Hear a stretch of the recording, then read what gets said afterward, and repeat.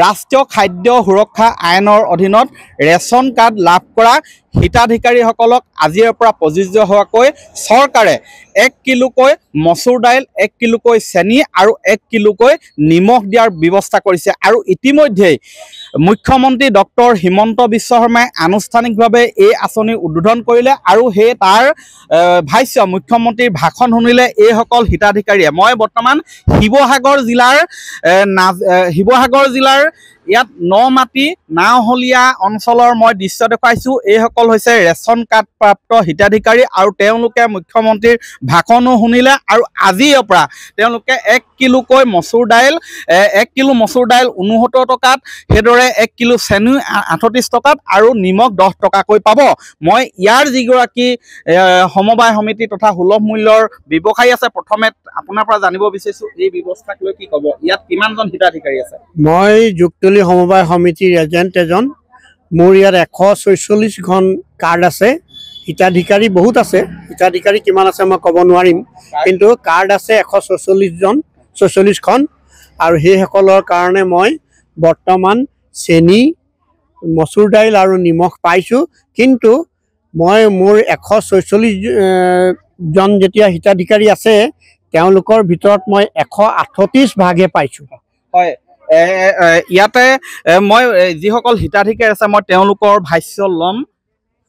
আপোনাৰ ওচৰলৈ আহিছোঁ।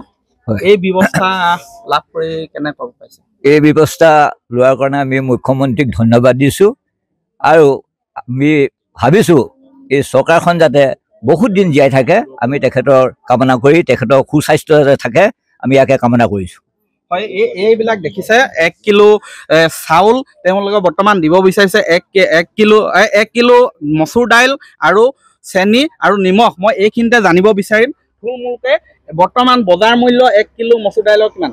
110 টকা মচুৰ দাইলৰ দাম বজাৰত, আৰু ইয়াত পাব 69 টকাকৈ।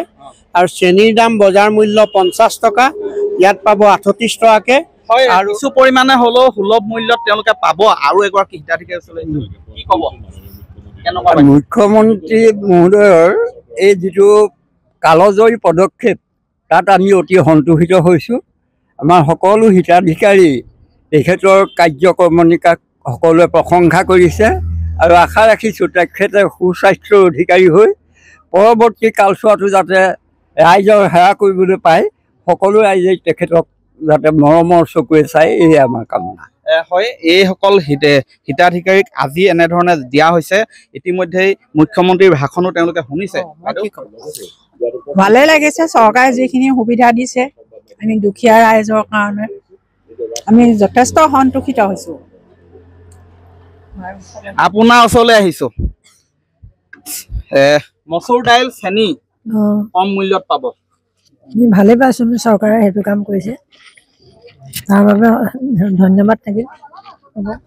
ভাল পাইছেনে বেয়া পাইছে? ভাল পাইছোঁ, কম লগত দিছে, ভাল পাইছোঁ।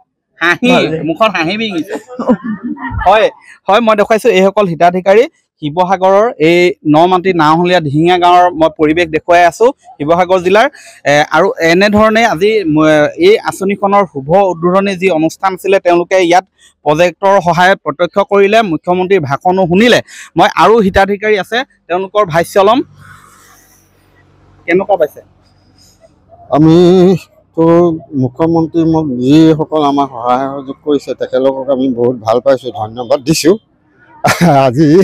আজি আমাৰ অনুষ্ঠানটো আমি আজি পূৰ হৈছে, আমি তাৰ কাৰণে ধন্যবাদ জনাইছোঁ। হয় হয়, তেওঁলোকে আচলতে এনেধৰণে এই সুলভ মূল্যত যি 3বিধ খাদ্য সামগ্ৰী যোগানৰ ব্যৱস্থা কৰিছে সেয়া অতিকে ভাল পাইছে।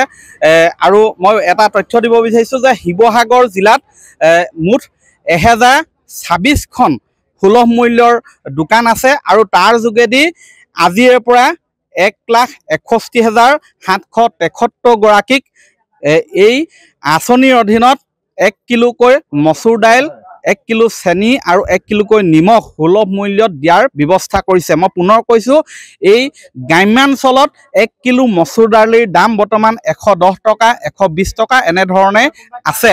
আৰু কিন্তু এই সুলভ মূল্যত যি ব্যৱস্থা কৰিছে তাত 69 টকাকৈ তেওঁলোকে দি পানী ক্ৰয় কৰিব পাৰিব। গতিকে এই ব্যৱস্থা প্ৰৱৰ্তন কৰাত এইসকল যিসকল গ্ৰাম্য জনসাধাৰণ মই দেখুৱাইছোঁ হিতাধিকাৰী যিসকল কাৰ্ডপ্ৰাপ্ত হিতাধিকাৰী আছে তেওঁলোকে সন্তুষ্টি প্ৰকাশ কৰিছে। আপুনি বিচৰা বাতৰি পাব কেৱল নিউজ 18 এপত। নিউজ 18 এপ ডাউনলোড কৰিবলৈ স্কেন কৰক এই QR কোড। গুগল প্লে ষ্টৰতো পাব এই নিউজ 18 এপ।